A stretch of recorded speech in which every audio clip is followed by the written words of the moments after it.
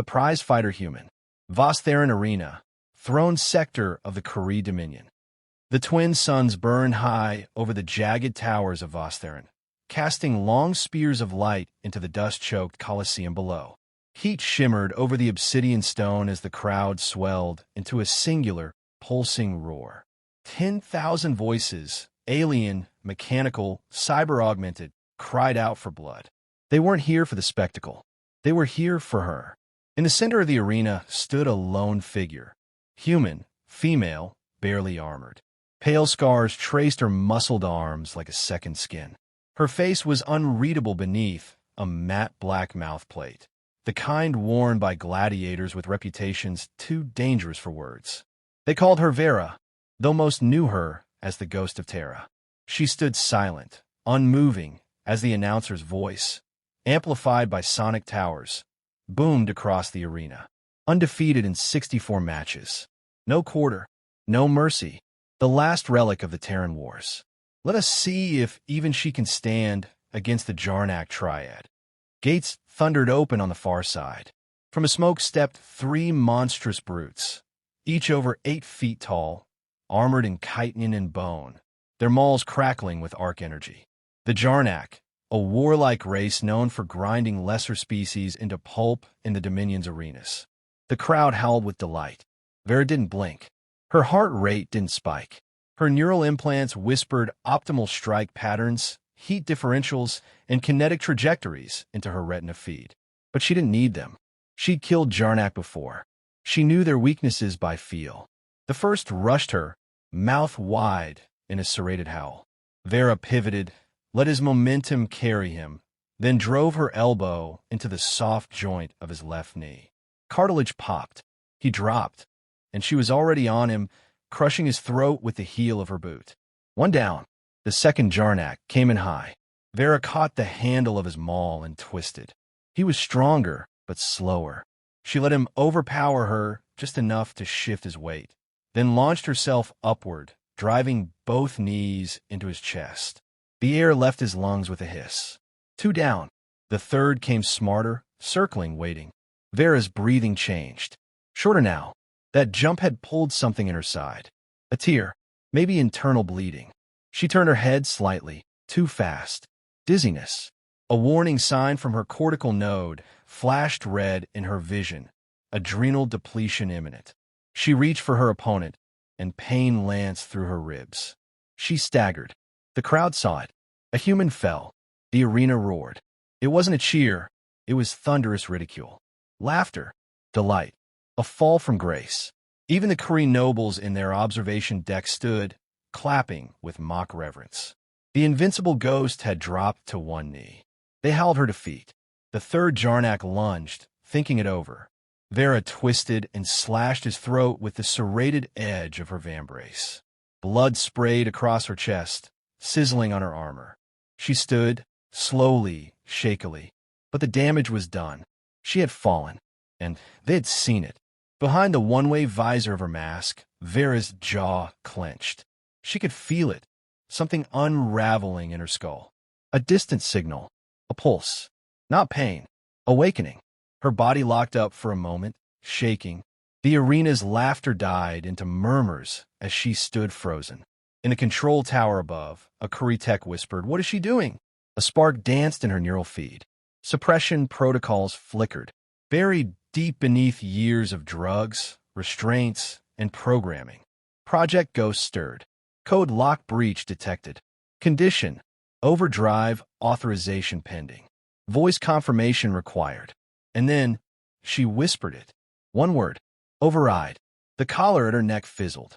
Restraint circuits across her body surged and died. Bioenhancers, long held in dormant standby, booted into full activation. Her pulse hit 220. Adrenaline flooded her system like wildfire. Bone weave stiffened. Muscles surged. Vera blinked once, and the world slowed down. The Kari guards in the stands saw it too late. The way her posture changed, the way her breath steadied into something ancient. The arena roared again, but this time it was terror. 15 seconds later, the nobles would be running for their lives. 15 seconds. Second one. The Jarnak's corpse hit the sand with a heavy thud, but Vera wasn't looking. Her pupils had dilated, her breath sharpened into a rhythm designed for short-burst combat in oxygen-deprived environments. She didn't move like a fighter anymore. She moved like a system rebooted, optimized, uncaged. In the control tower, a Dominion handler, scaled, multi-eyed, and trembling, stared at the feed coming from her implants. She's unlocked something. Something old. Second 3. Vera turned slowly toward the edge of the arena where 3 armored medics approached cautiously, their weapons holstered. One of them called out in Curry tongue, "Stay still, human." Medical attention. She launched at him before the word finished. Second 5. Her body moved faster than the audience could track. Her boot shattered the first medic's faceplate. The second didn't even scream before she cracked his spine over her shoulder and hurled his limp form into the stands. Second 7. The crowd erupted, not in celebration, but in raw panic. Some still cheered, misunderstanding. But the closer ones, those splattered in blood, had already turned and started running. Vera turned toward the wall of the arena. Second 8. She sprinted toward it. The 20-foot barrier meant to cage gladiators wasn't a problem anymore. With each stride, kinetic actuators in her legs surged with power. She leapt, an impossible arc, straight into the viewing section. Second 10. Her landing wasn't graceful. It was brutal. She crashed through a noble's private booth in a hail of bone and metal. Security drones descended, weapons locked. She caught the first midair and hurled it into the second. Sparks rained. Second 12. The Dominion nobles, draped in ceremonial chains and silks, tripped over themselves trying to flee. One raised a plasma pistol. She tore off his arm before he fired, then used it to beat 2 others unconscious. The audience screamed, not in jeers, in terror. Second 13. Broadcasting towers across the sector captured the chaos. Thousands of worlds tuned in for the bloodsport had expected another slaughtered human. Instead, they were seeing the reversal. The arena was no longer a spectacle. It was a massacre. Second 14. Across Vostherin, security grids went red. Automated lockdowns initiated. Emergency troops mobilized. Every alien official began transmitting alerts. Ghost of Terra has broken protocol. Initiate failsafes. All units converge. Terminate on sight. But it was already too late. Second 15. Vera stood atop the edge of the arena wall. Blood streaked her armor. Her eyes glowed faintly. Artificial pupils dilated to threat-level sensitivity. Around her, civilians trampled one another to escape. Below her, the control tower tried to seal off exits. And she remembered. She remembered the cells, the years of sedation, the surgeries. The test numbers burned into her skin. The way they whispered human like it meant thing. She remembered Earth burning on broadcast screens, how they called it a cleansing, a lesson. She'd been too drugged to cry then, but she remembered, and now she was awake. In the lower arena, Commander Hauser of the Arena Security Division issued orders through grinding mandibles. Contain her. Deploy suppression fields. Gas the sector if we must. Dozens of drones launched from the towers. Shock troops, mechanical suppressors, even a pain wave emitter tuned to human neural patterns. Vera didn't flinch. She moved with mathematical precision. Bullets slowed in the air to her perception. Combat analysis systems, once disabled, now pulsed in her vision. Her mind wasn't racing. It was perfect. She sprinted straight into the reinforcements, weaving through plasma fire, sliding under a mech's swing, and leaping onto its back. A moment later, the machine exploded in a gout of flame, her fist buried in its fuel core. One of the soldiers shouted, "She's not a gladiator. She's a goddamn weapon." Vera moved on, silent, unstoppable.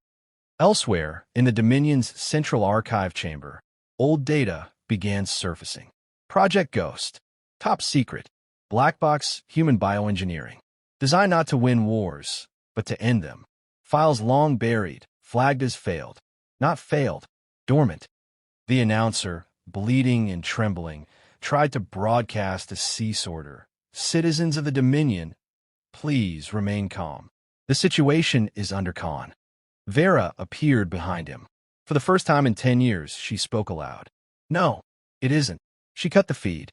And across the stars, for the first time since the Terran surrender, humans watching from the shadows began to hope. Ghost Protocol. Smoke curled into the purple sky above Vostherin.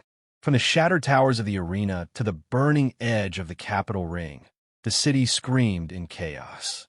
And at the center of it all stood one woman, barely armored, soaked in blood not her own. Vera. She was no longer a gladiator, no longer a showpiece. She was exactly what humanity had always feared becoming, and what the Dominion had foolishly allowed to survive. Her fingers trembled slightly as she inserted the command spike into the console at the northern spire of the arena. Dominion code flickered across the holoscreen in jagged glyphs. Accessing primary node, Gladiator control network. Request override authorization. User, Project Ghost. Clearance, Terra Priority Alpha. Granted. Vera's lips curled slightly beneath the cracked mouthplate. She pressed enter. All across the stars, prisoners stirred. In distant gladiator pits on Caros Prime, Aminta 9, and the asteroid dens of the outer culls, human combatants, collared, beaten, biorestrained, froze mid-fight as their implants pulsed. Control locks short-circuited. Minds cleared. The fog lifted. In each pit, the words lit up inside their HUDs. Project Ghost Online. Rise. Vera didn't watch the feed. She didn't need to. She could feel it.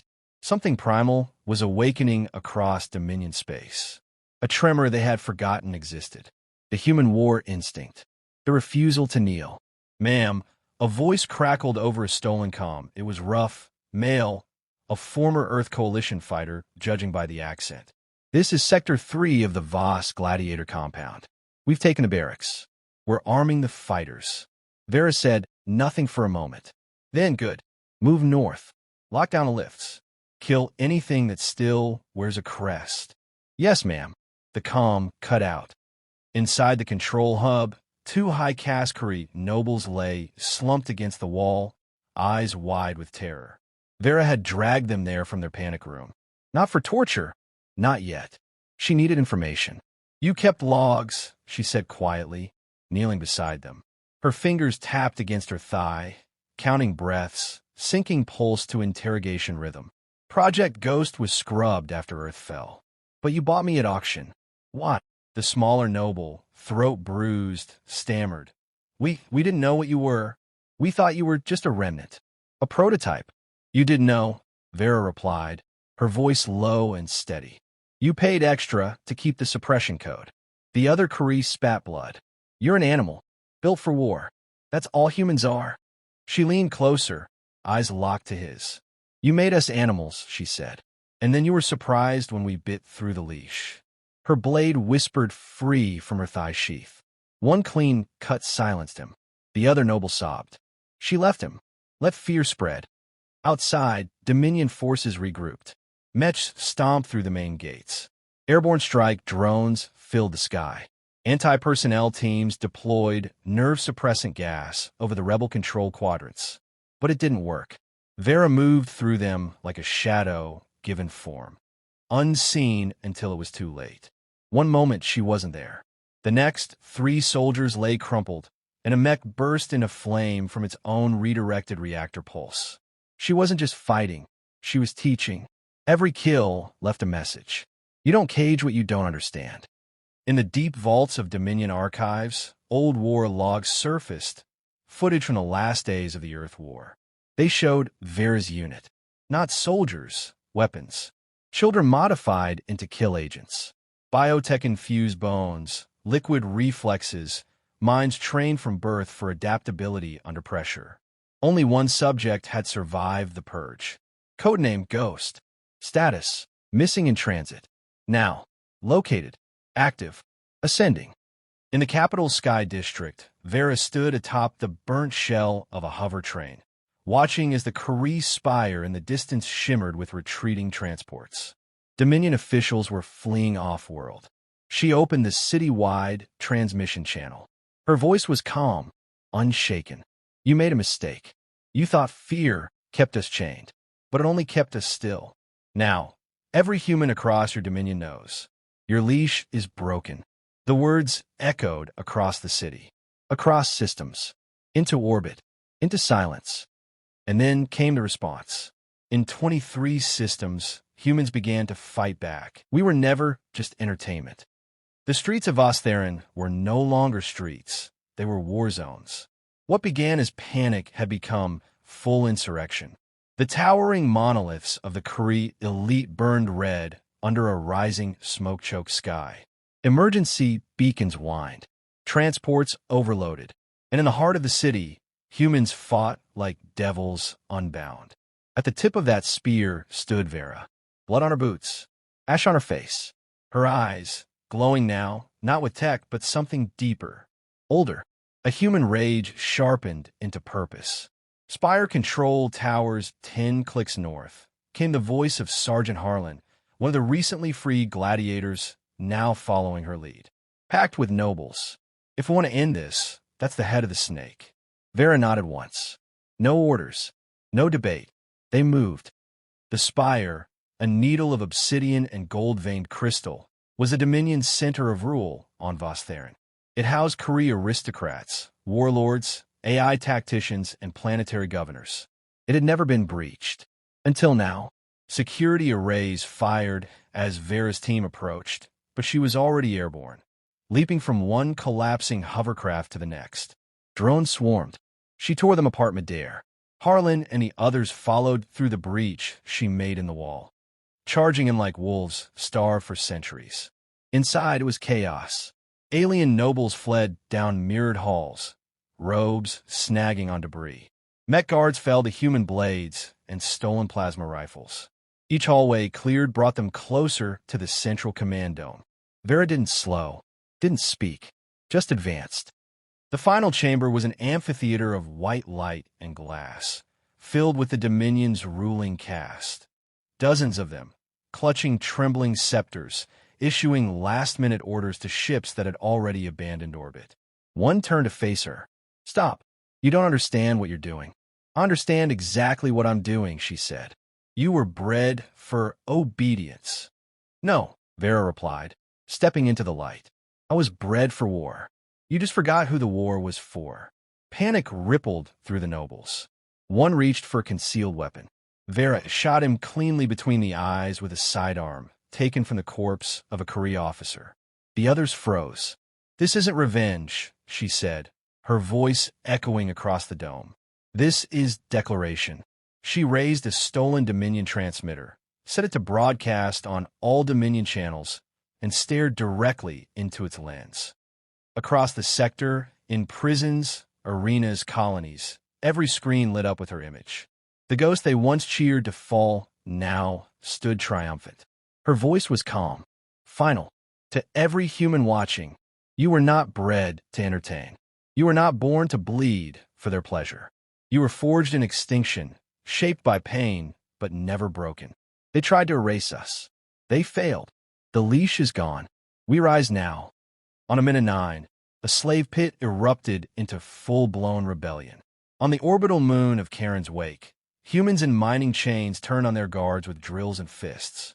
On the planet Cyril, an entire class of children in indoctrination schools stood up and walked out. Across the stars, the embers caught, and the Dominion began to burn. Back in the spire, the Kree nobles cowered as Vera turned from the camera. "We surrender," one croaked. "Please, you've made your point." Vera looked at him, expression unreadable. "My point isn't for you." "What happens now?" another whispered. She holstered the pistol. "Now, you watch what happens when a species remembers its strength." Outside, humans were cheering, louder than any arena crowd ever had. Not for sport, not for slaughter, for freedom. Later, as the sun dipped below the ruined skyline of Ostaren, Vera stood atop the spire with her fists clenched at her sides. She looked out across a broken empire, knowing it wasn't over. This was just the first world, the first to fall. And far away, in the cold black beyond, the rest of the galaxy watched. Some with hope, others with dread. They remembered the phrase now whispered like a warning in every Dominion outpost. The arena roared when she fell. 15 seconds later, they were running for their lives.